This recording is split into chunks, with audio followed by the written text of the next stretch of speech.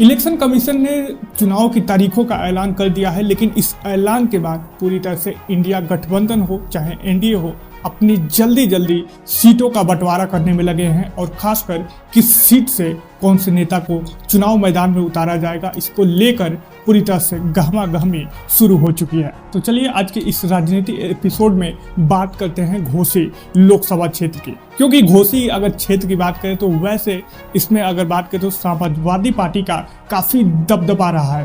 हालांकि पिछले अगर 2019 के चुनाव को देखें तो उस दौरान यहाँ से महागठबंधन, उस दौरान मायावती की पार्टी साठगांठ में थी, तो वहां पर महागठबंधन का प्रत्याशी जीता था। लेकिन इस बार रणनीति कुछ अलग है, क्योंकि उत्तर प्रदेश में मायावती ने साफ इनकार कर दिया है कि वो गठबंधन का हिस्सा नहीं होंगे। तो अब इसके बाद कयास लगाए जा रहे हैं कि बहुजन से भी एक प्रत्याशी घोसी में उतारा जा सकता है। अब इस सीट का समीकरण समझिए। हालांकि यहाँ तो ओम प्रकाश राजभर चुनाव मैदान में अपने बेटे को उतार दिया है, वहीं बीजेपी की तरफ से हालांकि ऐसे कई वीडियो सामने आए हैं जहां पर बीजेपी ने सुभाषपा के अरविंद राजभर का विरोध किया है कि हम इनको प्रत्याशी नहीं चाहते, यहाँ पर बीजेपी का कैंडिडेट चाहते हैं। लेकिन राजभर ने घोषणा कर दी है तो 100% होगा कि ये अरविंद राजभर के ही पाले में ये सीट जाने वाली है। लेकिन अब दूसरी तरफ अखिलेश यादव की पार्टी यानी कि समाजवादी, जो कि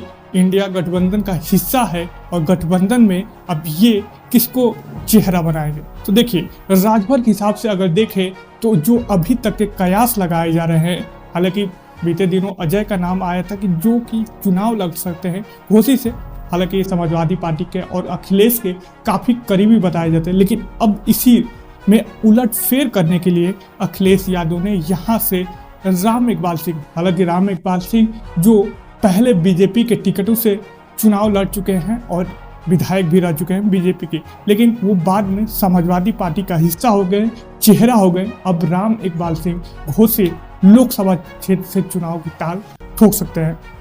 हालांकि हमारे सूत्र बता रहे हैं कि राम इकबाल सिंह पूरी तैयारी में है कि वो चुनाव मैदान में जैसे ही उनका टिकट फाइनल होता है, हालांकि औपचारिक घोषणाएं जैसे होती है, उसके बाद वो घोसी लोकसभा क्षेत्र से वो ताल ठोकने वाले हैं। हालांकि राम इकबाल सिंह का अगर देखें तो रसड़ा में काफ़ी बड़ा गढ़ माना जाता है। हालांकि यहाँ से बहुजन के प्रत्याशी विधायकी में उमाशंकर सिंह है, लेकिन अगर बात करें तो राम इकबाल सिंह का रसड़ा विधानसभा काफ़ी गढ़ रहा है। हालांकि इस दौरान वो लड़ चुके हैं, पहले से तजुर्बा काफ़ी है, और राम इकबाल सिंह इस सीट पे जीत दर्ज भी करा सकते हैं। हालांकि अगर ओपिनियन पोलों की बात करें तो सुभाषपा यहाँ पर पिछड़ती भी नजर आ रही है। हालांकि हमने ओपिनियन पोल पिछले दिनों देखा उस ओपिनियन पोल में, लेकिन अब नए जब चुनाव होंगे तो उसमें जो आंकड़े आएंगे वो राम इकबाल सिंह के पक्ष में आते हैं या ओम प्रकाश राजभर के बेटे के पक्ष में, ये तो देखना दिलचस्प होगा। लेकिन अखिलेश यादव ने यहाँ पर